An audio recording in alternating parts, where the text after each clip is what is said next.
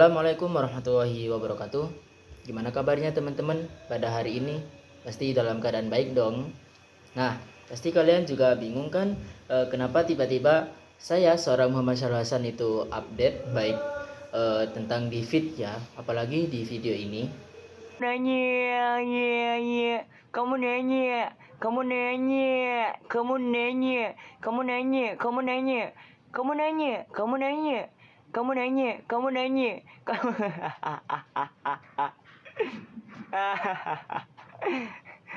Jadi meskipun kamu nggak tanya, tapi aku tetap menjelaskan.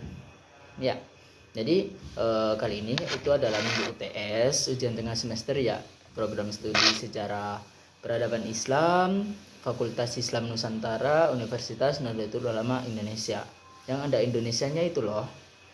Nah, jadi di program studi sejarah pemikiran Islam kontemporer ini, saya disuruh membuat video singkat yang bertemakan sejarah. Intinya harus menceritakan tentang sejarah begitu. Jadi langsung saja, karena saya juga bingung, saya mengambil judul begini. Karena kita berada di negara Indonesia yang mana sistemnya itu demokrasi.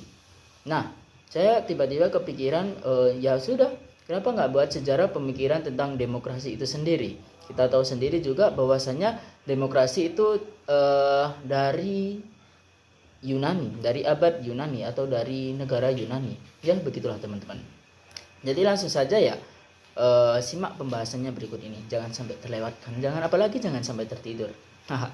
Jangan dulu sama kata-kata kamu nanya. Ya kan kamu nanya, bukan saya yang bertanya. Kecuali saya yang bertanya, baru kamu nanya. Jadi yang pertama, sejarah pemikiran praktik demokrasi itu bisa digambarkan dalam 3 fase utama. Fase itu apa saja? Yakni fase klasik, yakni fase pada masa Yunani, fase pra pencerahan, fase modern, sekaligus fase kontemporer. Langsung saja.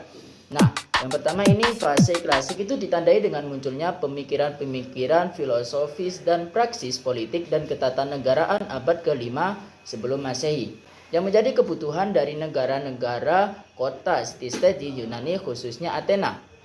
Munculnya pemikiran yang mengedepankan demokrasi disebabkan gagalnya sistem politik yang dikuasai para tirans untuk memberikan jaminan keberlangsungan hidup terhadap polis dan perlindungan terhadap warganya. Filsuf-filsuf seperti Thucydides, Socrates, Plato, Aristoteles merupakan beberapa tokoh terkemuka yang mengajukan pemikiran-pemikiran mengenai bagaimana sebuah polis seharusnya dikelola sebagai ganti dari model kekuasaan. Nah, itu adalah tadi fase demokrasi pada masa klasik, masa Yunani. Yang harusnya itu bukan demokrasi, tiba-tiba muncul demokrasi karena ada pemikiran beberapa filsuf tersebut, guys.